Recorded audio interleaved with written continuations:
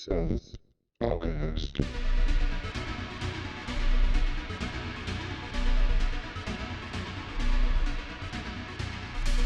Okay, welcome to Seth's Alkahest. This is a podcast where I'm just going to cover a lot of different subject matters, different things that I'm thinking about, and have some guests on. Guests that range on various topics, conspiracy theories being one, spooky things being another, health and fitness, and a range of other things as we go along. This is going to be a solo, shorter podcast, just number one, just kind of kick things off. So let's get started here. One of the things I wanted to talk about, first off, Alkahest. Alkahest is an old alchemical word that basically means a universal solvent that can break down any substance in the universe down to its basic components. At the time, they were thinking like atoms and different things like that. But there was a split. There were some where it was more of a philosophical idea than an actual physical chemical that could do such a thing. And that's kind of the interesting thing about alchemists, is that they thought of things in a very philosophical way. A lot of things were kind of theoretical ideas that could be applied to something. And then there was another aspect of it where they were actually trying to use chemicals and physical compounds to do various things. And they had to work in secret, and they had to because the church and different entities, a lot of the ideas challenged their power. So they were secretive. They had secret labs. They had secret correspondence. Some of them wrote backwards and did different things or had codes and all of this stuff. And the commoners of the day associated them very much with evilness or witchcraft or this or that. And part of that was because the church put a stigma on them. And when in reality, they were philosophers and chemists, like the original chemists, what we use today and we just call science. And it threatened the status quo, and they had to just work in secret. And so as time went on, a lot of stuff got kind of lumped into occultism or spooky stuff because the people were taught to be afraid of that, to run away from it or to report it or whatever.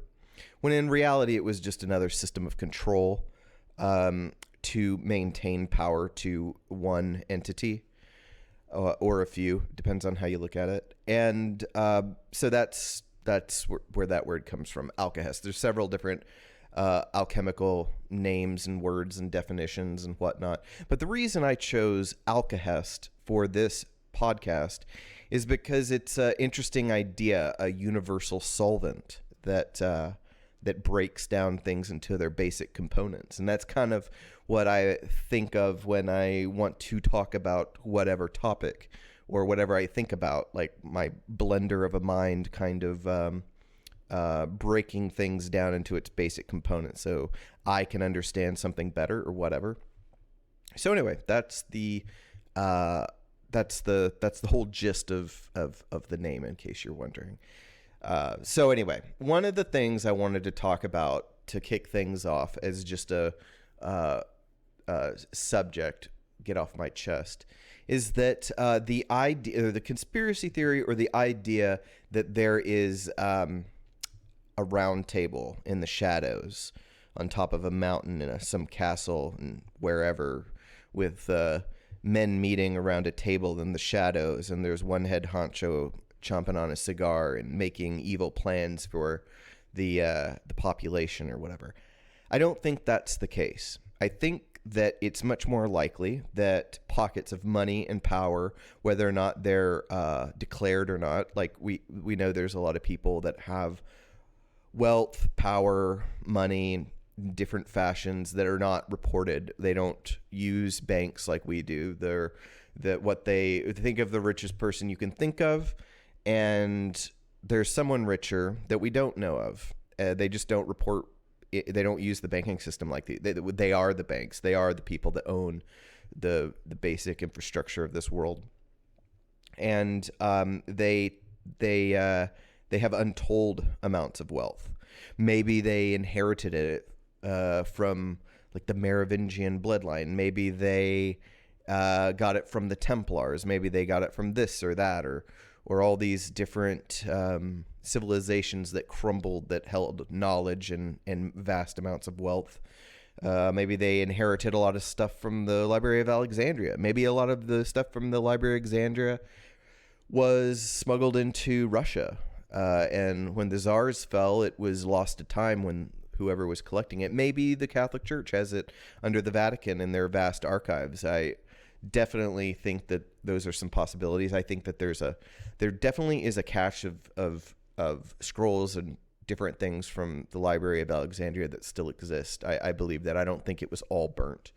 I think that some things were held on to.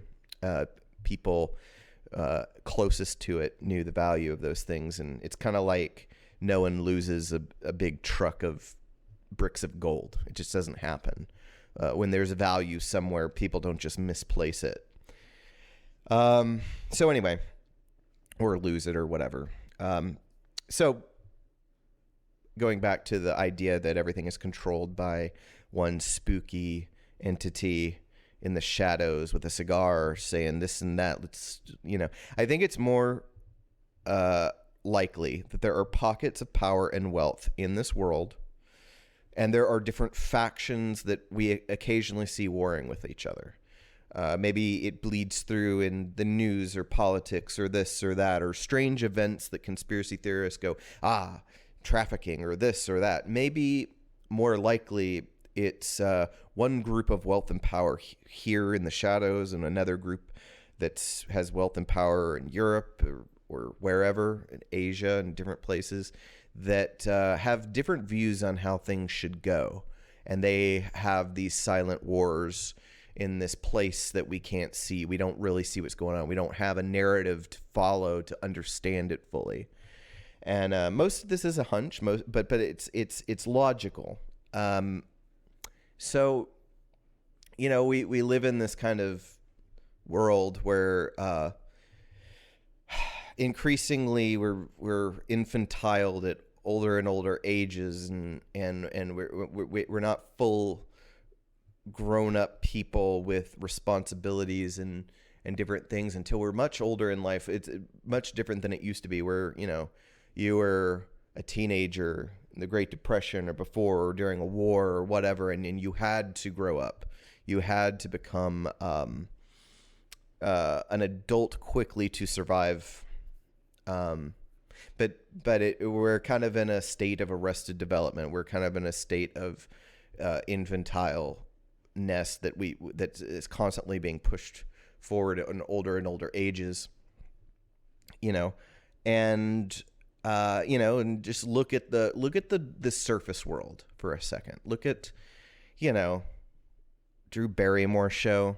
She's clearly trying to take up a vacuum of whatever happened with DeGeneres, and then these seals in the audience clapping their paws at nonsense, garbage, things that are just as low as you can vibrate in existence. It is just nonsense. It is a life of filler, of fluff, of nothingness.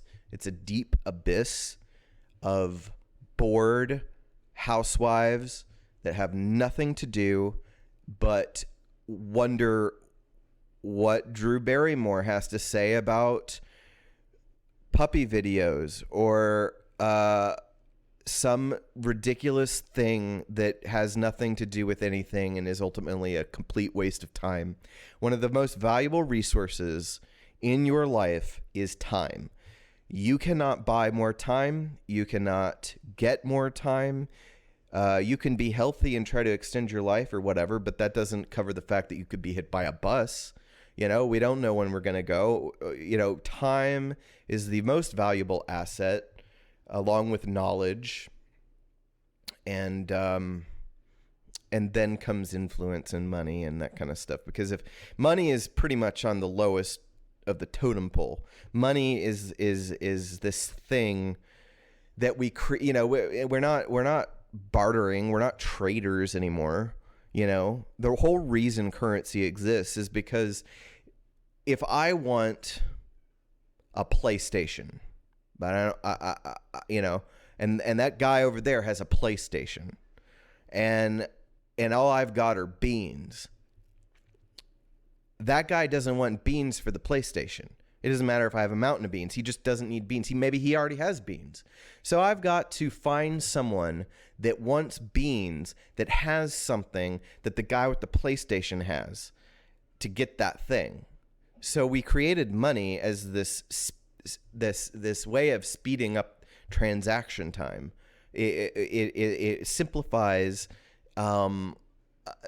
trade. It simplifies getting what you want, because we have this liquid thing we can pass around that represents value that can be exchanged for anything.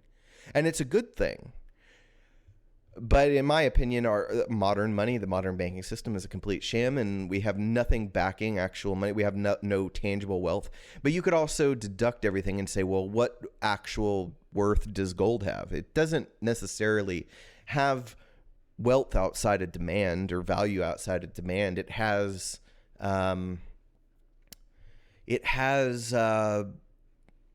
it's a superconductor. So you could say now in the modern age, you could say, well, it's valuable for passing data between circuit boards or whatever. You can say that, but outside of something tangible that you can actually make out of it, outside of jewelry or whatever, its real value is its demand. There's a low amount of it when compared to the population of the world. And so there's a scarcity. It's pretty. It historically has been coveted. And so people want it, and therefore it has a value. Now, it's still physical, and it still does have a historical basis of demand. So it's better if we base our liquid currency on something that has tangible value. And so, so anyway, I'm getting off the point. The point is that there are all kinds of levels and webs and interfaces to this reality. Just don't waste it watching the Drew Barrymore show. Don't waste it. I'm using her as just this prime example of a waste of time. Just, find your thing that you love and do it. Try to absorb as much knowledge as you can, because if you don't have the resources to just do what you want, maybe you need to learn how to get the resources to do what you want. And that all takes time. And you need to utilize your time efficiently. We can all get more out of the day. I mean, I know that there are times in the day where I just don't want to do something or learn about something because I don't feel like I don't want to watch something. I'm guilty of that. We all are. But we can utilize our time in a more efficient manner to get what we want out of life. And we need to be aware of the pitfalls and traps of nonsense that distracts us. Don't let politicians use some personal, emotional thing that you are worried about to manipulate you. And look out for different systems of control. Look out for warring factions of different interests in this world. In the modern day, we have a lot of things to look out for. We have to look out for corporate interests. We have to look out for other countries spying on us, for corporations spying on us, for government spying on us, creeps spying on us, whatever. We need to be aware of the dangers in life and move forward in an efficient manner and do what we want and ultimately work for a positive goal. And we need to be willing to protect those ideals and time and resources. And we need to create in our personal lives safety nets and, love the people around you, protect the people around you, create a pocket of you and your loved one's world that can't be affected by the outside world and its nonsense. Protect it, hold it dear, and move forward. So anyway, I just wanted to kind of talk about just the crux of we're going to dip ourselves in the waters of the different topics we'll discuss, and we'll have more guests on. We'll have I got kind of a spooky Halloween episode coming up, and maybe a few, don't know, and we're gonna have fun with this. So anyway, it was good talking with you. Good just kind of breaking the ice. We're going to have obviously longer podcasts than this. This is just kind of to get things going. So anyway, I appreciate anyone who's listening. I appreciate your time. And let's make something cool together. So anyway, you have a good one.